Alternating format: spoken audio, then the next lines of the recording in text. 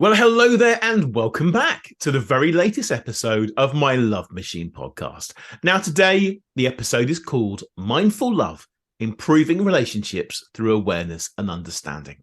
So join us today as we explore how being present, self-aware and intentional can help you build deeper, more meaningful connections in your love life. We'll be discussing all the ways you can use mindfulness to attract healthy, fulfilling relationships, communicate more effectively, and navigate dating with ease. So grab a notebook if you want to, get comfortable, and let's get mindful in the world of dating with my special guest today, Amy Polly. Now, Amy is a mindfulness expert, a mental health campaigner, and a speaker. And she is here today to talk about this wonderful subject. Amy, how are you doing? Hello, I'm great. Thank you so much for having me. I'm really pleased to have you here. I always talk about mindfulness in some ways on my episodes. So it's great to get an expert in to talk about how this can affect your relationships and what you need to do. So before we start, can you tell everyone about yourself and exactly what you do? Because you bill yourself as a mindfulness rebel, don't you? I do. Thank you. So a little bit of background. I actually was an accountant for nearly 20 years. I did love my career, but I got took into the world of mental health and well-being and mindfulness really for myself as a start. I turned to mindfulness through a period of stress, and I absolutely loved it. And I naturally started to share that with my family and my friends. And then that starts to seep into work. And I think when you find something that is just so profound for yourself, you can't help but speak about it. And then in my last role, where I was head of finance, I started to talk about it more. And when I came back from maternity leave, my boss asked me if I wanted to be strategic lead for mental health and wellbeing, which I did. And so basically, it just brought all of my loves together. So mindfulness, people, mental health. And so I decided to leave my accountancy career and pursue my passion for mindfulness and talking about mental health, breaking down that stigma and really sharing what mindfulness means to me and how much it changed my life. And I think the reason that I went with Mindfulness Rebel is because there are a lot of misconceptions out there, and there are a lot of feelings that it's like one size fits all and you have to be a certain type of person. And a lot of teachers, no disrespect to them, are quite similar. And I know that I'm a bit different. I still swear, I still have lots of emotions. I don't say things in a calm voice all of the time. And the reason that I think that I really own that is because I want people to know that anybody can do it.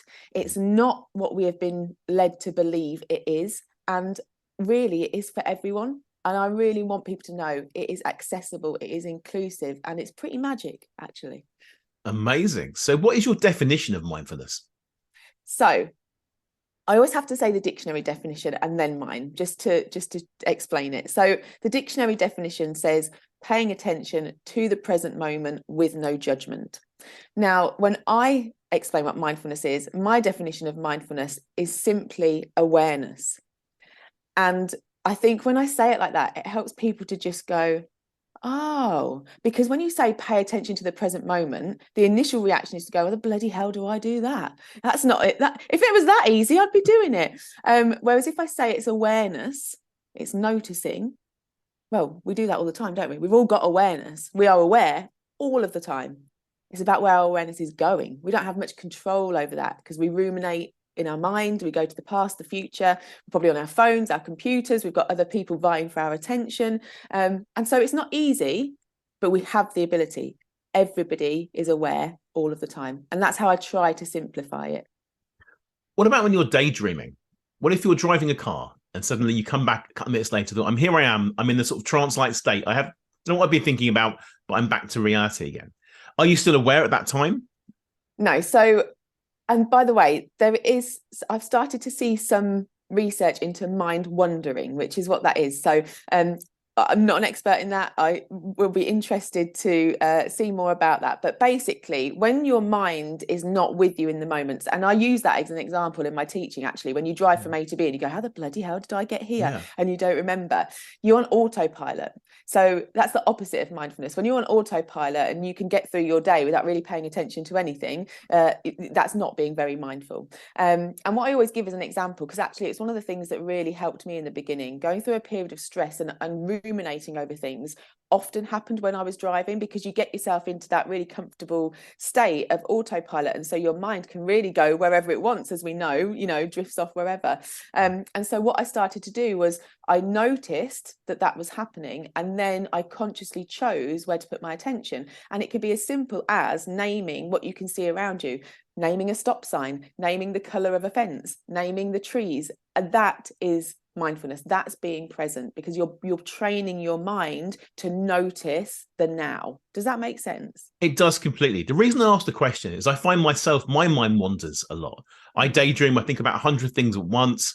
And this is why I struggle with mindfulness, which is why it's a topic that gets repeated a lot on the podcast, not as a direct subject, but indirectly. So you're saying that I should be looking out for more things to bring myself into the moment. Yeah, indeed. So when I talk about mindfulness and awareness, we can be aware of the world around us, or we can be aware of the world within us.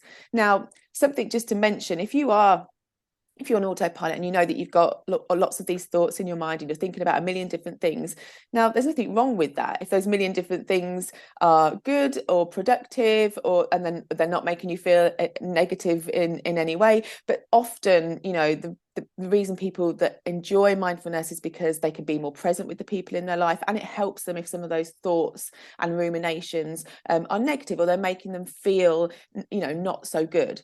And so when I say that you can be aware of either internally or externally, there's different ways to practice. And so you could be mindful of what you can see in your room, what's around you, a bit like that thing that I just explained when you're driving. Or you can be aware of yourself. You could be aware of your breathing. You could take note of your thoughts. So actually you're bringing your attention almost as an outsider to your thoughts, rather than being sort of swept down the river with them. It's almost like you're sitting on the bank and observing them. And then the more that you can observe them, the more that you can choose them. Does that make sense? It does. Wonderful. Okay, I understand. So how can Not all this... always easy. It's not easy. Life is not easy. I struggle with these things, but I don't really call it a struggle. I think it's just who I am, is what I do. I think it's great. I've got 1,000 ideas in my head at any one time. I don't allow it to bog me down or to get me unhappy and anxious, but occasionally it does. You have good thoughts, you have bad thoughts. That is just life itself, isn't it? There are things I have to look forward to, things I don't have to look forward to. That's normal life, isn't it? Yeah. To some degree. Yeah, absolutely. It's the way we control them, what we focus on, that's important, which is why today we're talking about relationships, isn't it? So how do you become more effective at mindfulness in order to improve your relationships, and what benefits can that have? So I think the first thing to say is that it has to be you first, and that's not a selfish thing. If you want to practice mindfulness, you sort of have to do it for you, because that's where it all starts, right? And the more mindful we can be in and of ourselves, the easier we'll find mindfulness with others. And so what I would say is start the practice for you. Don't try not to have that ulterior motive, I'm going to do this because I want this X, Y, and Z at the end. Try to just start it for you, because that actually feels better. It's easier because you haven't got this other thing in your mind that you're thinking about. Just start for you. And it can be as simple as noticing your autopilot in your everyday. Bring in a meditation practice regularly into your week. And the more that you start to do that, you start to cultivate this sense of self-awareness, and self-compassion is a really big part of mindfulness as well.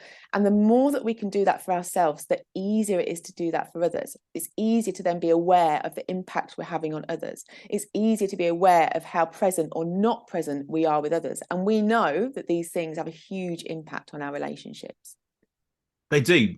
Just randomly thinking just then that sometimes you sit in front of the TV and you watch a program and talk to your partner and play on your phone at the same time. So, and we're all guilty of that, I'm sure, to some degree. But that's not effective communication. It's not going to build your relationship, is it? So how could you be mindful in that particular moment? It's funny, we're laughing because everybody absolutely does do that. I'm not perfect. Nobody is perfect. We're human beings in this modern world. So just to say, this is a practice, and it's not perfection.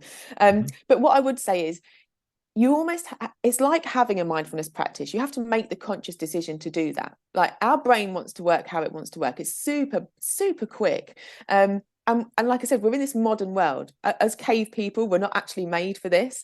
And so, it's not easy, but we have to make that conscious choice to do something a little bit differently. And I wouldn't say it's hard. It just feels different. You're doing something different. It's going against like your habits. So what I would say is, number one, consciously choose, like make that promise to yourself that you want to practice mindfulness and have that practice for you, and B, you want to bring that into your relationship. And what that means is you have to choose to put your phone down or turn the telly off and be present with that person. And it might actually be a bit weird for a start, but isn't that beautiful that you are open to having that conversation and making those decisions? And I know we have to do it. In my relationship, you have to put the phone down. And I get irate sometimes, when he doesn't listen to me, or I'm not listening to him. It happens all of the time. And so we really do make an effort. If I want to speak to him about something important, or we want to have dinner together, that we make sure that we do that. We put the phones down. And it just comes back to that conscious choice, deciding to do it. Does that make sense? It does. I do that myself because it irritates me. We're watching something, doing multitasking at the same time. If I want to have a deep conversation, I will pause the TV, turn it off, put the phones down, give eye contact as well. It's really, really important for that, because you can't have a conversation on that looking at each other, looking at the phone at the same time. But I see it with my clients as well. They go on dates and someone just talks and talks and talks at them, and they get bored of that conversation, get lost, the mind wanders, and they're not really focused or present. But I think you focus on that person, make them feel special, listen to them. I think intuitive listening is a very important part of this process as well, of mindfulness. What other obstacles do you see people come across when it comes to mindfulness in relationships, and what sort of barriers get in the way there? I think one of the big things, and this has certainly been true for me, is getting to know myself. Because I think a lot of us don't know ourselves, or we try to mold ourselves or mask ourselves to be what we think the other person wants us to be. Do you know what I mean? Yes. And that's really easily done, actually. And I think one of the big learnings through my mindfulness practice, and what we actually need more in relationships, is just that knowing of ourselves and that confidence in ourselves, and owning our own shit. Can I say that? You can swear. You can swear. I'm going to tick the little box now on there saying that you've sworn, but never mind. You may as well throw some more swear words in now. Go on. The fact that I've only just done one is a miracle.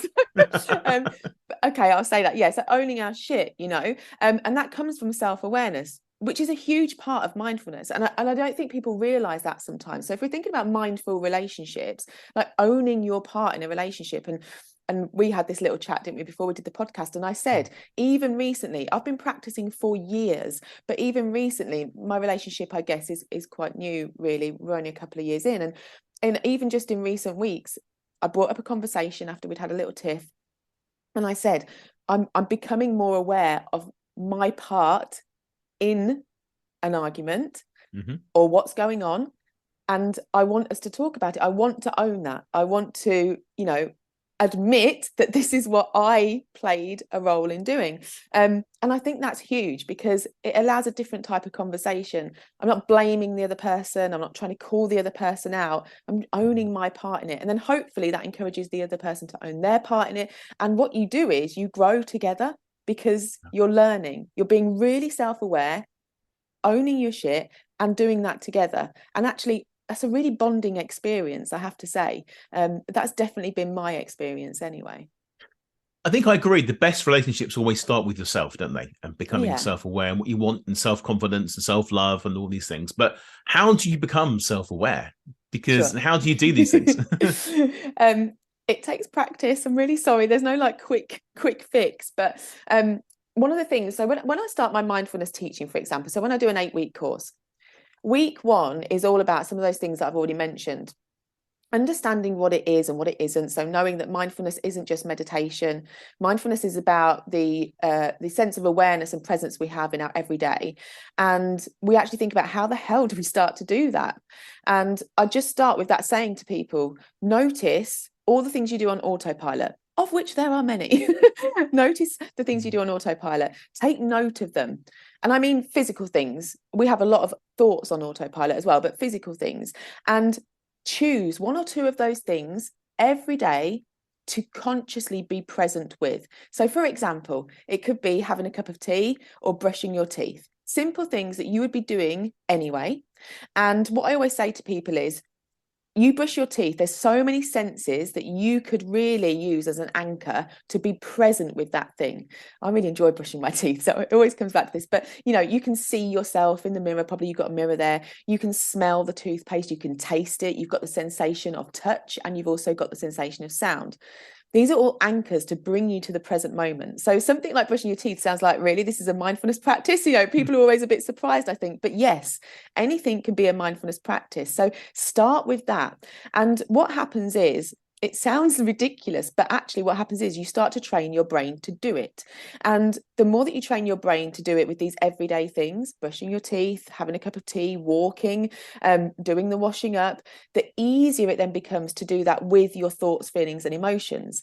So we start with those easier bits, those basics. Like, the science backs up. We see brain scans that show how new connections are made. That prefrontal cortex is more activated, like it's thickened, and that's the rational part of your brain. That's what allows you to choose to be present. And so that's where I would say to start. You have to build up this practice. And then what happens over time is you start to notice when you're not noticing. So because you've started to do it, you'll go through the day and you'll think, oh, I wasn't present. My mind was running away with me. And you start to notice. And then the more that you do that, the easier it becomes to do that with your thoughts. And then you start to recognize thought patterns. You start to recognize your triggers. You start to recognize your emotions, which sometimes are really hard. Like, how am I actually feeling? What has made me feel this way? And so, it takes a bit of time because we're just not used to doing this. And sometimes it can feel a bit scary to get to know yourself. Like, oh, really? I'm gonna get to know me. But it's really bloody empowering to be able to do that. And then the more that you do it, the easier it becomes. You learn about yourself. You might not like some things, and some things you're going to bloody love. But the more that you know about yourself, the easier it is for you to bring your full self to a relationship. You just saying that has taught me two things about myself. I'll tell you what they are. Number one, when I clean my teeth, I don't just stand there cleaning my teeth. I wander around, do other stuff at the same time. So that's the first thing. Maybe I am turning on the laptop, or I am getting my clothes ready for the day, or getting my razor ready, and all these things at the same time. I can't just stand there and do that. So I was thinking to myself, hang on a minute, I need to work on that and become more present in the moment. But then I thought to myself, when I do my coaching or even my podcast, I am very, very mindful. I have to be. I have to focus on that, looking at the camera, listen to what someone's saying. What are you saying? How am I going to interact with it? What's the client saying? So I am capable of doing this, but I have to choose when to do it, don't I? So a couple of things there. Number one, yes, everybody is capable of doing it. Absolutely. It's just that we are out of practice. Actually, there's more than two things. Another thing is, our intrinsic and extrinsic motivation are two different things. Like, you're being motivated externally because you want to do a good job for a client, or you want to make sure your podcast is good. That's different to you choosing to do something that's intrinsic just for you, which is brushing your teeth in the morning that nobody knows about, that you're just doing just for yourself. So that's interesting. You can see maybe where the desire and the motivation is coming from there. And so you could work on the bit that you haven't got, which is the intrinsic, just doing it for yourself. And then the other thing is, I would like you to make a little promise to me that tomorrow or tonight you will brush your teeth more mindfully, have that as a little mindfulness practice, and then let me know how you get on. Well, it won't be tonight or tomorrow. No, I would definitely do that. The reason I can't, I'm laughing now. The reason I can't do it is that my electric toothbrush requires a 2-pin plug, and that's broken. So I've actually on Amazon today just ordered a new, and it will come tomorrow. So I will do that for you tomorrow evening. How about that? Okay. That's my promise to you. Yes. As soon as it comes, and I've charged my electric toothbrush up to do that. And maybe we'll make that a little practice that you will choose to do maybe most mornings, rather than rushing around doing everything else. And you can let me know how you get on. But there's so much to do in the mornings. I know. There is so much to do with children and the rest of it, as you know. Okay, so let's talk again about relationships again. Now, how can, going back on track again, how can mindfulness help you choose better partners? Oh. Dodgy subjects. You know why I'm laughing, don't you? It's a journey. Sometimes we learn from our mistakes, don't we? Oh, this is funny. But I think, no, over the years, obviously with my practice, I think there's been a couple of things. So it's helped me to recognize, number one, when I'm in a relationship that isn't healthy for me or isn't good for me, that seems very much like it should be and everybody else thinks it's great, but again, coming back to that self-awareness and the self-compassion, like actually caring about myself enough to make those tough decisions. So I think knowing when to not be in a relationship as well as being in one, I think that's really important. Did I even answer the question? What was the question? I just feel like I went off on one because I started laughing. No, laughing's good. Laughing's good. You did start off on the right track and then you deviated a little bit. If I'm laughing, I'd be coughing at the same time. This is not good. Anyone listening, I'm trying to shake this cough off. If I cough during this and laughing's cool. I asked you about how mindfulness can help you make better choices. Yes, I was on the right track. You're on the right track. Yes. So you weren't mindful of your answer, were you? It's because I get too excited about what I'm saying. Yeah, and I think that, I think what I've learned over the years of relationships and also my mindfulness practice is not to always go with my first knee-jerk thought, reaction, impulse, because that's very easy to do. But when we're thinking about it in a mindfulness sense, like we have lots of knee-jerk reactions. There's a whole week in a mindfulness course about responding rather than reacting. And I think when we're in situations where we really want a partner, and it's very easy to make those wrong decisions. And so I think the more that we get to know ourselves, the more that we get to know, what's important to us, what our values are, it all comes back to that starting with you again, doesn't it? And then it's easier to make good decisions. And then from a mindfulness perspective, just being able to take that time to really think about what you're doing. And, impulsivity is a thing, chemistry is a thing. I guess better than me about how easy it is to make those impulsive decisions. Mindfulness allows us to create that gap, and that space is where we make better decisions, about anything in life, relationships or whatever it is. And that's really helpful, I think. What I think is interesting is that recently a lot of clients have said to me, I work for lots of matchmaking agencies, and they are presented with the profiles of different men and women, and they have to make a decision on that profile, sometimes with photographs, sometimes not. Do they want to meet that person? And quite often, 9 times out of 10, they will say, oh no, my gut tells me that isn't the right person for me. My gut tells me, and that's my instincts. So you're saying to me that can be wrong then? Do you know what? I know. I don't want to contradict myself, because I do think gut instinct is real. Yeah. But it depends what's driving that. I suppose what I'm trying to say is, if I'm in a good place and I am very much in touch with myself and I know myself and I trust my gut, then yes, gut feelings are going to be quite reliable, I guess. But I think if you're in a situation where you're not feeling so good and you're second guessing yourself and you're not sure what you want, and there's all of these outside factors affecting your decisions, then your gut maybe might not be quite right. Does that actually make sense? I think it depends on where you are as a person. Yeah, I agree. I think quite often your gut is telling you something for a reason, to protect you. But sometimes you can self-sabotage. And this is a very, very common problem people have got with dating. And I see it all the time. I mentioned it before on the podcast. People will look for reasons why things aren't going to work out rather than the things that they will work out. And therefore they say, well, my gut tells me that because I don't think that's right. Or he went to this school, therefore they make judgments based on no particular facts, based on some misinformation in their brain. Like, this person went to this school, therefore he's not going to have the same life that I want, or speak the same languages that I speak, or be on the same thing. How do you know all this? How interesting, isn't it? It is. And I have to help them see sense into this. And I think everyone deserves a chance. And attraction is a very interesting thing, because I have to encourage my clients to not base it purely on looks when it comes to dating, because swiping away on dating apps is pretty meaningless, but you have to have some form of attraction. But a lot of people have terrible pictures. I, I was just going to say quickly that, what you just explained, people are saying that's a gut reaction. That's not a gut reaction. They're explaining it in too much detail. They're going into Yeah. detail about the school, and that's not a gut reaction. A gut reaction really is Yeah. on, and usually I guess that's sort of in person. If it's done on a picture, I mean, you're allowed to say what you like and don't like, but Yeah. I think that they're probably not gut reactions, they're overthinking reactions, aren't they, when you They actually are. get down to the crux of it. So Yeah. yeah, it's interesting.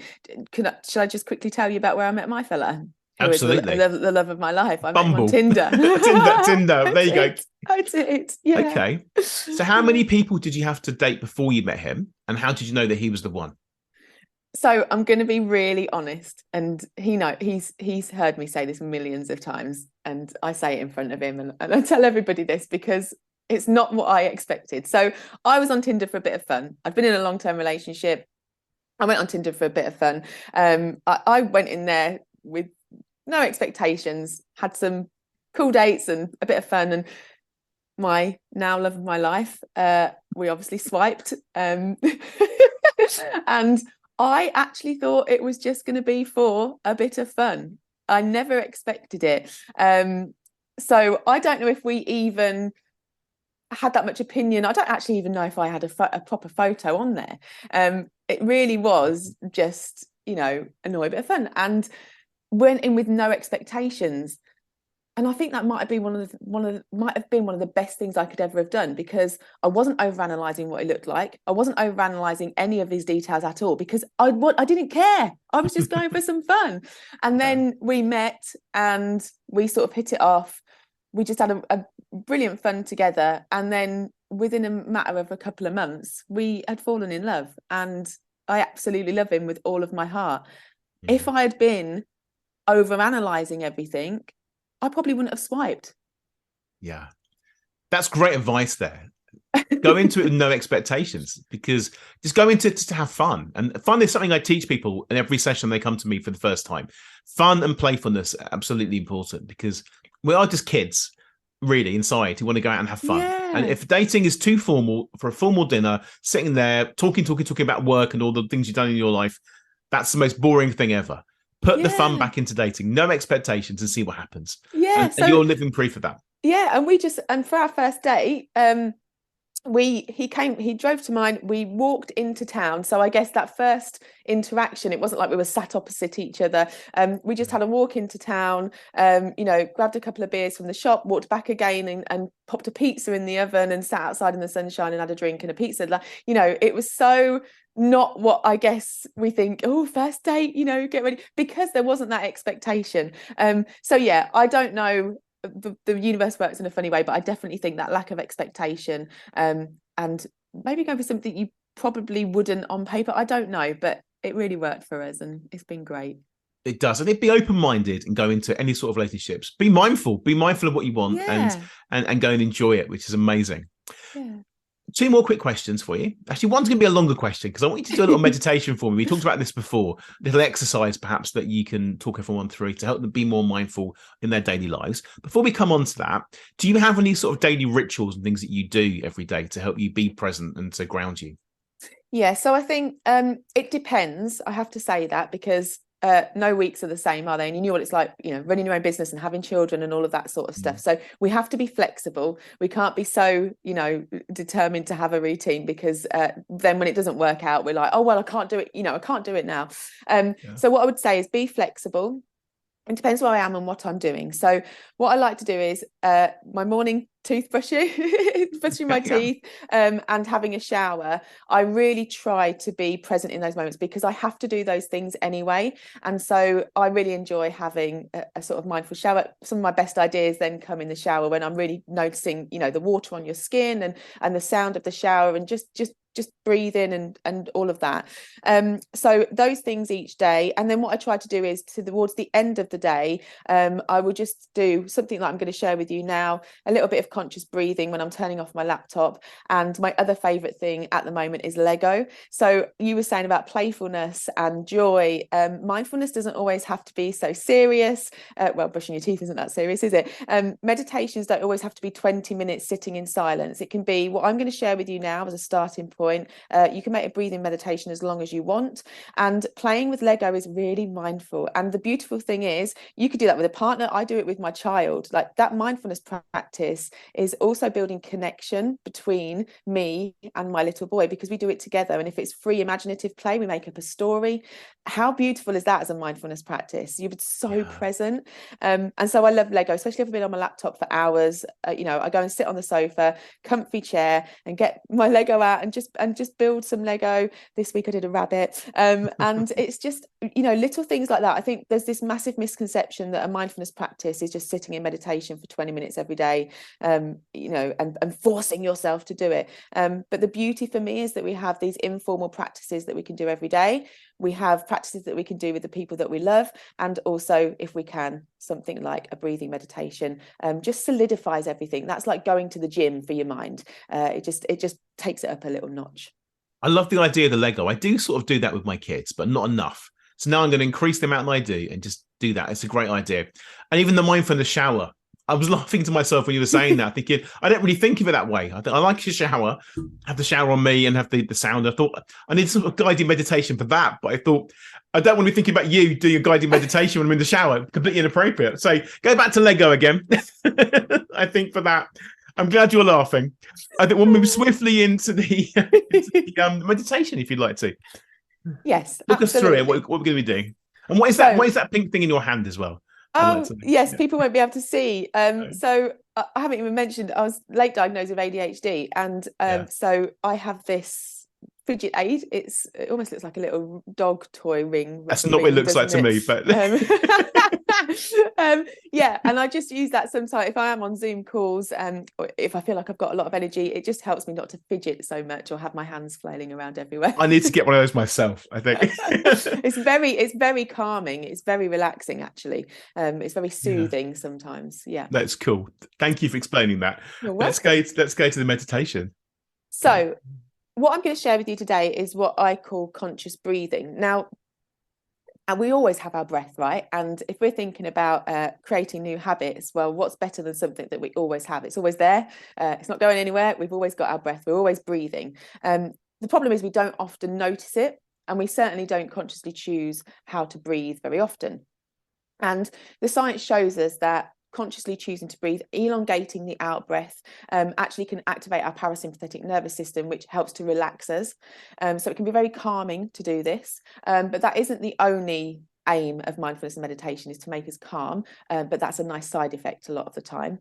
The other thing is with conscious breathing, like breathing is part of our autonomic nervous system, and breathing is the only part of that system that we can consciously manipulate, and that's pretty magic. And I know lots of people have probably heard of breath works, which is like deep meditation and focusing on lots of different types of breathing. So I just wanted to just first explain how powerful this can be, and we'll just start with a couple of minutes. When I first started meditation 10 years ago, I just started with 3 minutes. So that's all we need to start with. And then what you'll find is it becomes easier to sit with that a bit longer.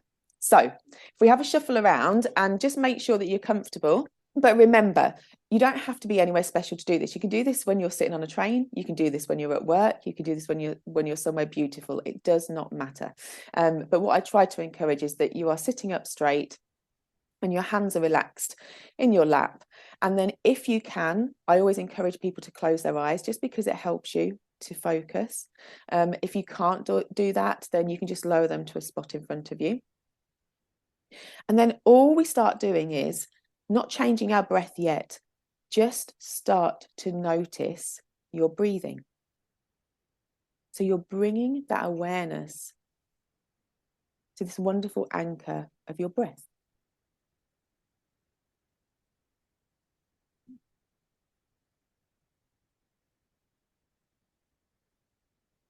Now, some people will find this easier than others, so I'm going to give you a few pointers. You might be able to notice the rise and fall of your chest.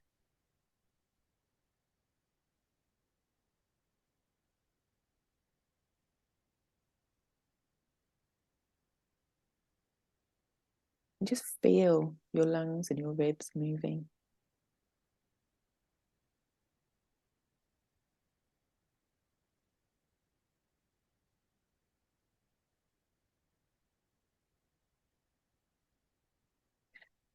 Something else you might be able to notice is the sound of your breathing. So just bringing your attention and your focus to that.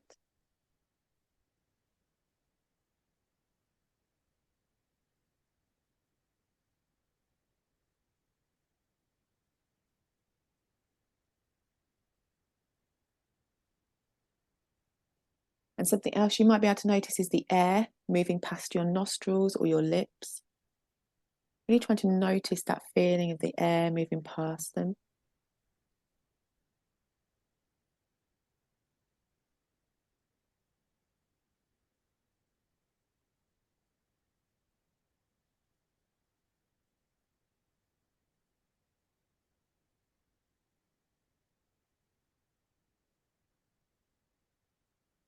And now sometimes when our mind is particularly chatty, or perhaps we might have been feeling anxious or worried, or we might have just been really busy, sometimes it can be hard for us to notice our breath and bring our awareness there.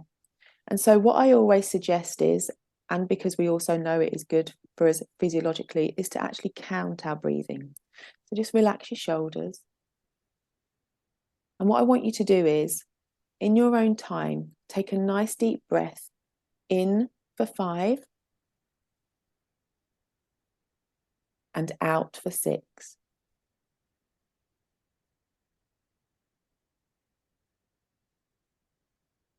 Deep breath in for 5 and out for 6. And just do that a few times in your own time, counting in for 5 and out for 6.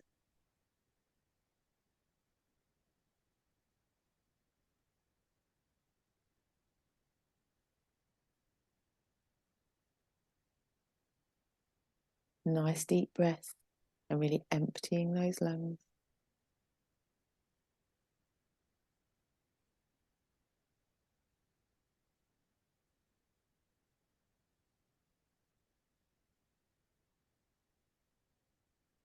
And then just do that one last time and then come back to your breathing, just comfortably for you, not trying to control it in any way.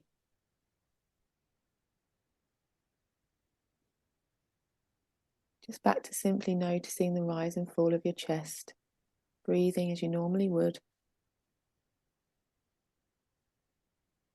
And just remember, you can take this time whenever you need to. And you are safe and all is well. One final deep breath all the way in and all the way out. And breathing comfortably for you, whenever you're ready, you can very slowly and very gently open your eyes. Wow. That was really relaxing. Good. How did you find it? Hard, easy? I found several things. I was thinking it was easier than I thought it was going to be. Initially, I was thinking I'm going to start laughing now because we have a good rapport. We're laughing all the time, right? I thought I'm going to start. I thought you're watching me doing this, but you're still in work mode. I thought I can't laugh now because it's normal to laugh. I suppose the first time. Yes, it is. And then I could hear my laptop making noises. I could hear my spine creaking at one point. Yeah. And I'm thinking, we asked me to count the breathing as well. That was really useful because then I stopped listening to that and I was focusing on that. Yeah, it's wonderful, isn't it?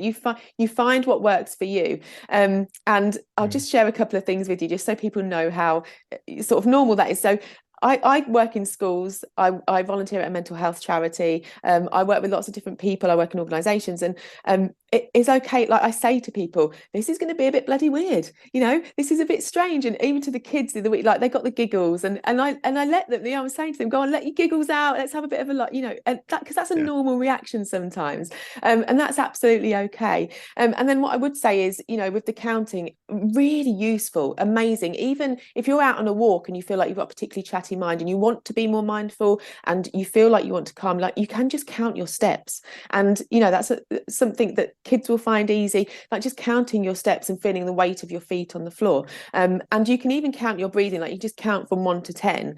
So you're breathing in and out, you do that 10 times and you do it another 10 times and another 10 times. And it just allows you, like you said, to anchor yourself into that meditation and not be distracted so much. But at the mental health charity, by the way, it's like on a really busy street. And so we've had wonderful laughs because we had someone upstairs in the flat playing the drums. We've had cars outside, kids getting a takeaway. And so I always say to them, if you can meditate here, you can meditate anywhere. It doesn't have to be perfect. It's just a practice. I love that. I do count my steps sometimes. I like to go for walks. That's how I unwind sometimes. Yeah. And I do count them because that's partly because I'm trying to get my steps in for the day. And my phone monitors how many steps I do, but I still like to count along with it because I think it saves me sort of overthinking stuff at the same time. Because you can't think of all the different things you've got to do that day if you are doing that. I also do gratitude lists in my head as well. Things I have to look forward to, all these things that I walk along. So walking along, doing something like this is really, really effective. I imagine you can still doing this if you're walking along, can't you? You can do breathing and you can focus on that. Yeah, walking is a lovely mindfulness exercise. So you can do it in so many different ways. You can count your feet, you can do your breathing exercise, you can even practice what we were talking about where you're noticing the things around you. That's another nice one to do with children because it helps them to come into the moment, to notice the different flowers that you can see. I mean, goodness me, we have our heads down a lot, don't we? We don't actually be very observant about what's going on in and around us. And that's really a good thing with relationships as well. Maybe you're missing your dream person because you've got your head in your phone and you're not actually looking around you or the people that are checking you out, you know? That's what I tell people. It's very true. So no one ever approaches me, but you're sat there on the train reading a newspaper or you're in the coffee shop looking at your phone. Put down these things, look around and see what might happen. Yeah. Amazing. Well, Amy, thank you so much. I know we can keep talking, but we can keep talking for hours and hours and hours. I'd love to do some more meditations with you. But right now, if somebody else wants to find out more about you and what you do, what you offer, how do they do that? So I'm on LinkedIn, Amy Polly. I'm on Instagram. This is Amy Polly. And my website is amypolly.com. Well, that's handy, isn't it? Easy. Easy. Sometimes with a very, very complicated websites and things. But thank you, Amy. It's been wonderful to talk to you. A real privilege. Have a great rest of the day. No, we'll talk again. And I'll speak to you soon. Bye for now. Thank you. Bye. Thank you so much for listening. I'd love to give you a free copy of my latest book, which you can download right now from my website, jamespriest.com. If you enjoyed this podcast, I'd really appreciate it if you could share the love by taking a few seconds to write a positive review on the iTunes store right now. See you next time.